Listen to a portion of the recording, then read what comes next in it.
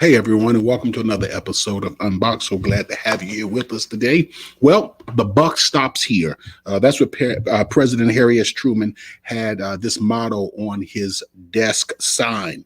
And every leader knows we get the credit for the good and we get the blame for the bad. And sometimes we get credit for the bad and blame for the good. And that is why I think that one of the beliefs, guiding principles that every leader should hold on to is accountability. But I don't want you to adopt these beliefs, any of the ones that I've shared this week. I don't want you to adopt any of those beliefs because I say so or because Unboxed, the nation's best leaders peer support group facilitator, says so. As I shared repeatedly, as I've shared repeatedly, if you do not think and develop your own set of beliefs and principles, someone else will do it for you. Your organization, your close friends, your workplace, your superiors, your subordinates will happily create beliefs for you. As I've shared before, from Roberta M. Gilbert, and I'm going to share it every single night, so I'm going to share it again right now. A life lived according to the principles of a thought out inner guidance system has an entirely different quality, course, and outcome than a life lived according to principles implicitly or explicitly set by one's environment. In other words, the effort towards emotional maturity frees us from trying to be what others want us to be, yet it allows us to remain in open contact with significant others. The last time that we were together, I talked about how listening is essential to being an authentic, principled leader. Today, we're going to unbox my fourth guiding principle, which I believe should be every leader's guiding principle, or one of every leader's guiding principle, and that is accountability. Stick around as we unbox this together. I'm Dr. Robert Davis, family life educator and relationship coach. And welcome to Unboxed, a frank and straightforward conversation about relationships. We're going to talk about family, church, workplace, and all other types of relationships. Join me for the next few moments as we unbox the power and potential of relationships and help you to live your best life. All right, again, welcome everyone. So glad that you're here. Do me a favor, make sure that you like, subscribe, and share. That's right. Like, subscribe, and share, as well as comment. Let us know what's on your mind. We do want to hear from you. So this week we've been kind of repeating a theme, and that is emotionally mature leaders exhibit certain principles and qualities. Number one, emotionally mature leaders exhibit the principle of integrity. Number two, emotionally mature leaders exhibit the principle of focusing on yourself. Number three, emotionally mature leaders exhibit the principle of listening. And number four, emotionally mature leaders exhibit the principle of accountability. And while we're on the subject of accountability, let's unbox that a whole lot together. Let me share with you what I have been sharing each night as well. I'm kind of doing this as a recap because some things just bear repeating. And that is, leaders must be clear about what they believe and their guiding principles, or other people, their organization, various relationships, whatever it may be, will develop beliefs and principles for them. Authentic leaders, and that's what each of us are striving for. Authentic leaders do not allow others to define or to determine their inner guidance system. They develop an inner guidance system through careful thought and consideration and listening and pursuing the best them that they can be. So today, what I want to do is I want to share one of my guiding principles. It's principle number 4, accountability. In each of the past few broadcasts, I have shared my guiding principles by explaining, first, this is who I am. Secondly, this is what I believe. And thirdly, this is what my goal is. All right, so here we go.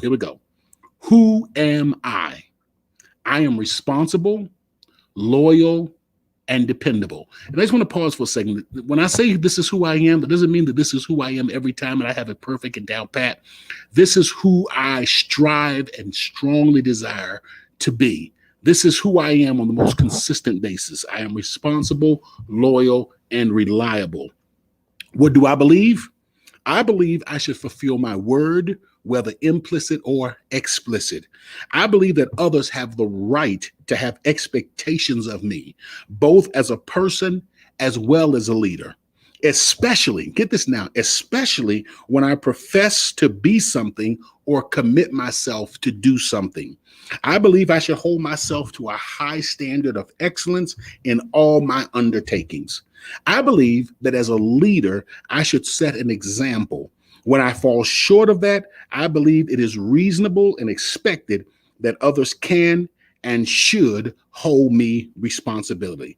And let me pause here. I know this is not the normal format that we go, but let me pause here for a moment and define accountability. Accountability is taking ownership of your actions and fulfilling your responsibilities.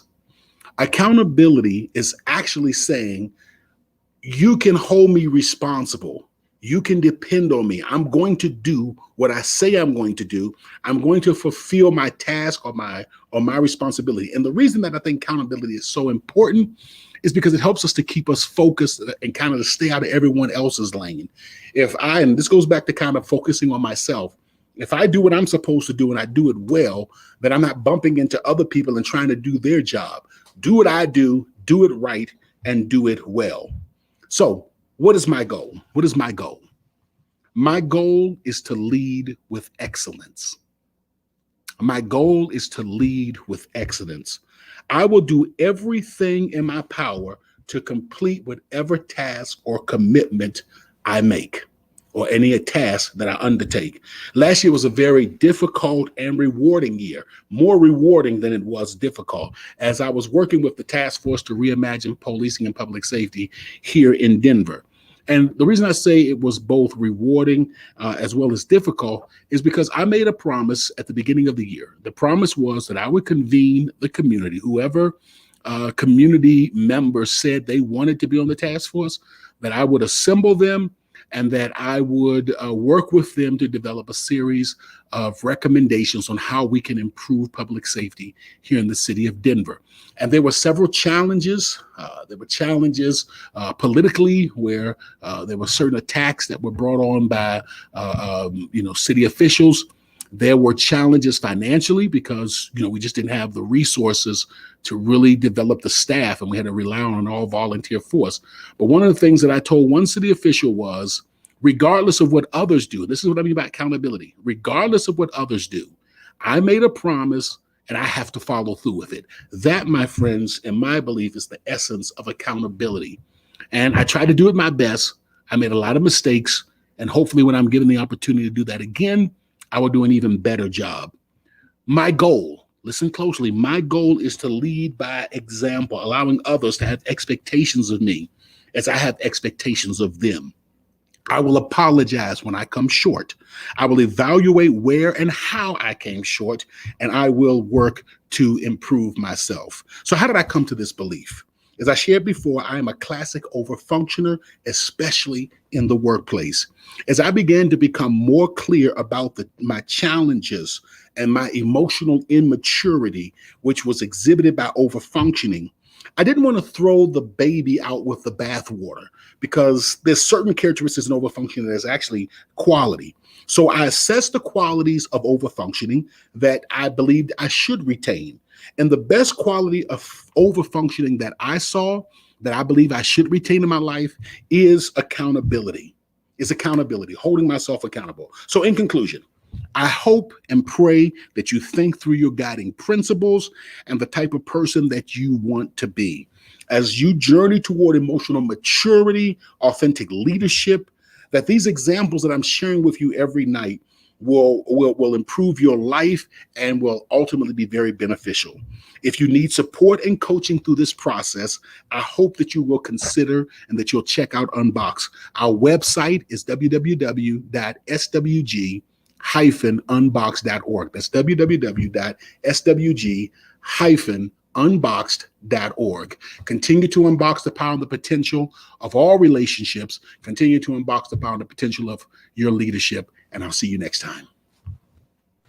Seasoned with Grace, UnBoxed also provides healthy relationship training and leadership development for businesses, churches, and community organizations. For a free consultation to discuss your team's needs, please contact us at our website at swg-unboxed.org. That's swg-unboxed.org.